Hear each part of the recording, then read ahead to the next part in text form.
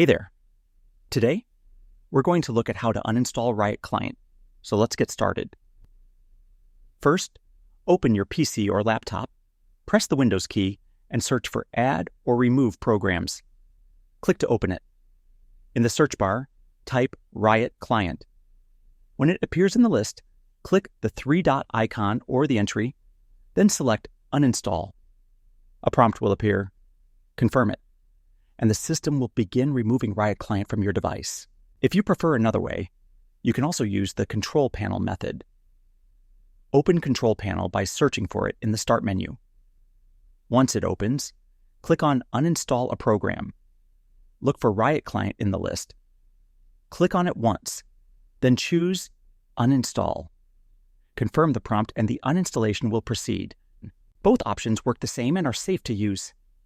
Choose the one that feels easier for you, and that wraps it up. Appreciate you watching. See you in the next one.